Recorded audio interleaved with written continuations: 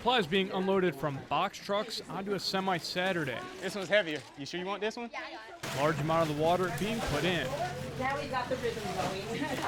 Rhythm. Yeah, we Just chain. A human chain working hard to load the trucks throughout the day.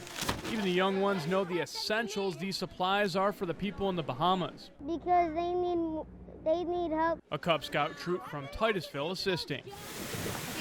Adults stepping in to help too. Devastating. When Nancy Spencer saw that, she wanted to lend a helping hand. Everyone here is pretty much volunteers. As you pick it up, I'll pass it. A lot of the boxes filled with canned goods and other non-perishables. Around 25,000 items were collected and being sent over as United Way, Cocoa Chamber of Commerce, and other organizations help out. Brian Bobbitt works for Keep of Art Beautiful and is helping lead the donation efforts. Anything that we can do to help is what we're trying to do. The communities come together. We put together a great effort, and we're looking forward to helping out the people of Bahamas. With all the hard work from all the volunteers, the semi-truck is jam-packed and ready to roll.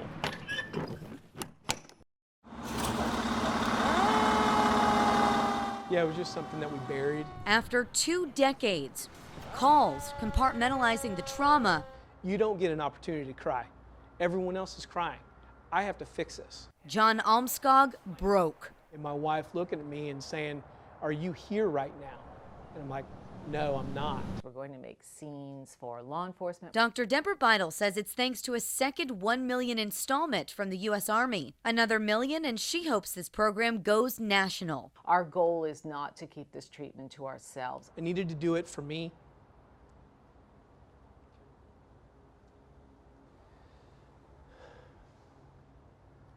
I needed to do it for my family. But I really needed to do it to come back here and tell my story to all of these men and women, to let them know it's okay.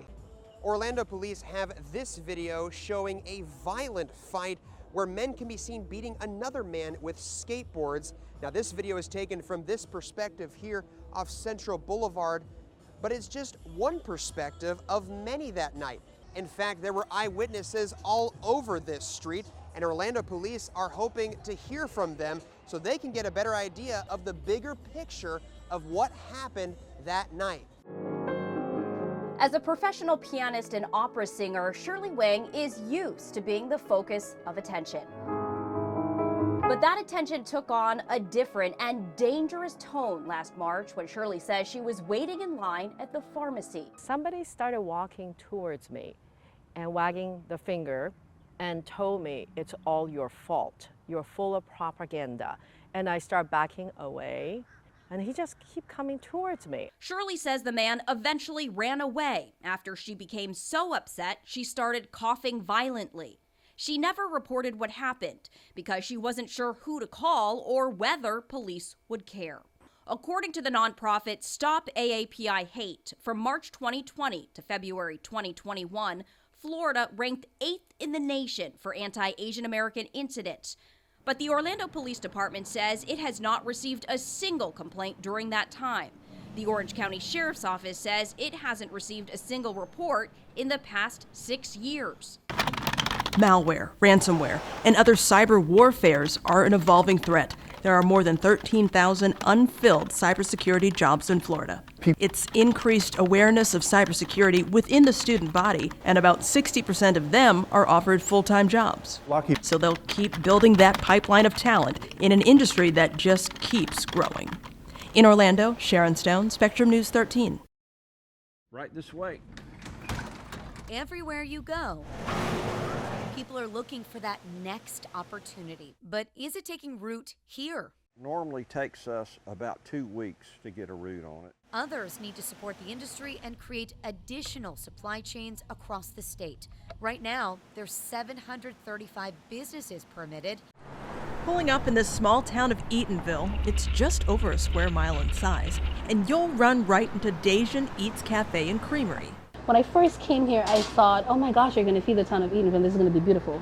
That's Chef Jen Ross. She owns the place. Her creations in the kitchen are bringing healthy food to an area that struggled with health issues. The latest research shows 24% of the people in Eatonville have diabetes, and nearly 40% suffer from high blood pressure. Vegan living with a Jamaican flair. And whether it's through free cooking classes for Eatonville residents or preparing a meal. It was a terrible time in human relations.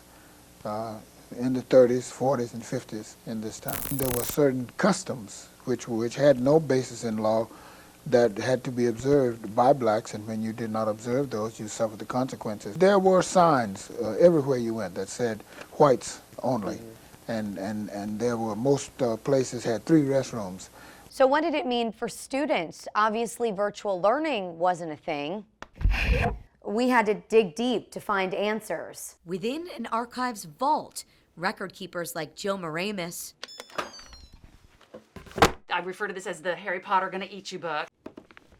Unearthed Seminole County School Board minutes from 1918. 1 month after shutting down the city, Orlando City Council took the lid off closures amid growing death notices in local papers. Twist it down. With each ribbon made, more than 1.3 million of these have been distributed across every state and 65 countries, sent to people requesting one to wear with pride. While it may be business as usual at Kristen Wagenhauser's Eustis thrift store, thank you. Have a great day. Business has all but stopped at her daughter's school, Adventure Christian Academy. The school will soon close its doors on the Adventure Christian Church site after more than 15 years. For my daughter and her friends, it's devastating. She was going to start her freshman year, and she says that for her, it's not just a class, they were a family.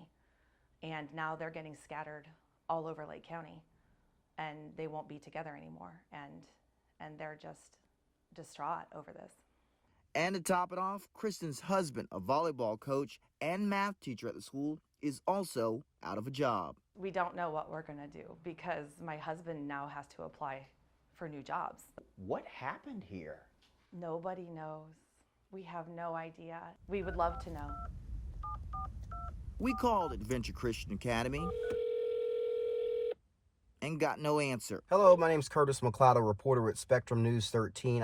I then sent a message on their website, and after about an hour, no word back. So we stopped by. Our enrollment dropped drastically, and I think that was the biggest thing they did not make an adjustment for. So with 185 students, you know, the expected income ended up being a lot less than they had anticipated. A message to employees from the Adventure Christian Church Board said, as of the end of the 2020-2021 school year, we'll have spent approximately $250,000 more than income received. The message goes on to say that the Academy started the school year with $100,000 cash, so the church is now paying teacher salaries and other outstanding obligations of $150,000.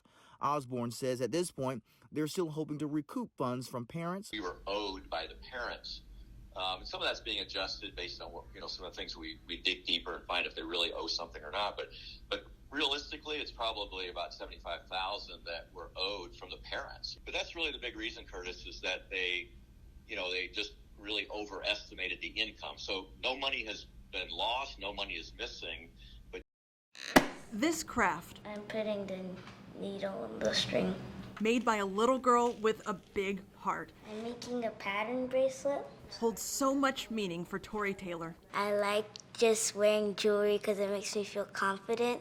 So I wanted to make sure other people feel confident wearing jewelry too. Tori came up with the idea of making bracelets with inspirational phrases to give to people down on their luck.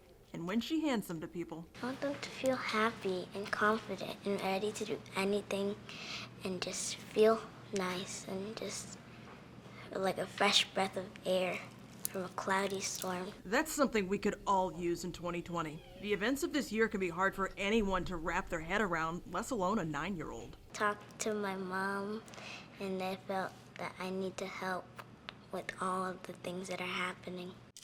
And then Tori spelled out her solution. Having a conversation with her at the beginning of the pandemic and after the death of George Floyd, she turned to me and said just a couple of words that stuck out with me, and even now they give me goosebumps. And she said, "All we need is love." Love. One of the messages built with beads by Tori. She wanted to be able to make an impact on race and equality in America. She donates some of the money she raises to organizations supporting the Black Lives Matter movement. And I think it's innate in children just to be able to love other people. And I think it's something that as parents, we should definitely take the opportunity to encourage and support them. Learning some real life lessons at a young age and building up others along the way. I just like helping people. I feel I help other people with their emotions and stuff. Like, I like just standing up for people and making sure they feel happy. So that means making more bracelets built by a little girl with a lot of love to give. In Orlando, Sharon Stone, Spectrum News 13.